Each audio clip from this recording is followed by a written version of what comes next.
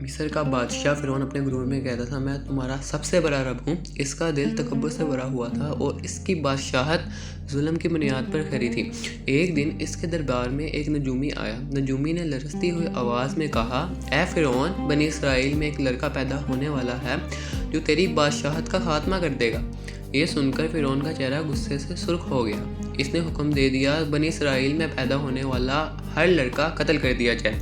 फिर क्या था, गलियां खून से भर गई, घरों से बच्चों की चीखें आने लगी, हर माँ का दिल कांप रहा था और हर गोद खाली होने लगी, सिर्फ इस खौफ से कि कहीं इसका बच्चा भी फ़िरौन के जुल्म की नज़र ना हो जाए। इस खौफ के आलम में हज़रत मूसा अलैहिस्सलाम पैदा हुए। एक माँ जिसकी आंखों में आंसू थे, दिल में डर था और सामने मौत खड़ी थी, लेकिन इस लम्हे अल्लाह ने इस माँ के दिल में सुकून उतार दिया।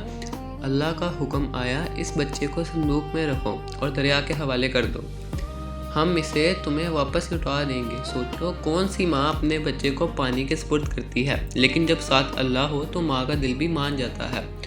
जो बच्चा कत्ल से बचाने के लिए दरिया में डाला गया, इसी बच्चे को अल्लाह ने फ़िरौन के महल तक पहुँचा दिया।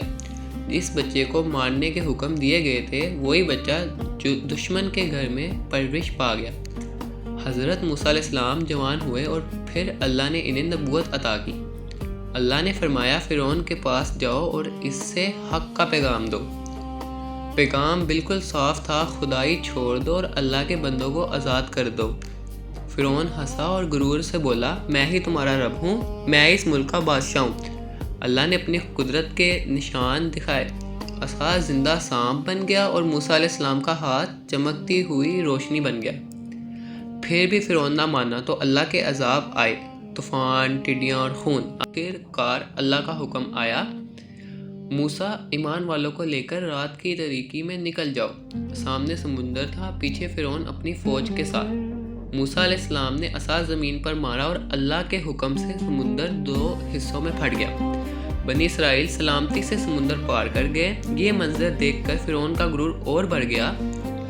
चीख कर बोला, मैं भी रब हूँ, मैं भी समुंदर पार कर सकता हूँ। वो अपनी फ़ौज के साथ समुंदर में दाखिल हुआ, लेकिन जैसे ही वो बीच में पहुँचा, अल्लाह का हुक्म आया और समुंदर दोबारा मिल गया। वो फ़िरौन जो खुदाई का दावा करता था, अपनी फ़ौज समेत पानी में दफन हो गया। ये सिर्फ एक कहानी नहीं, ये एक ऐलान है। जब अल्लाह फैसला कर ले तो ना नजूमी की पेशगोई बचा सकती है, ना फ़िरौन का गुरूर, और ना कोई समुंदर रास्ता रोक सकता है।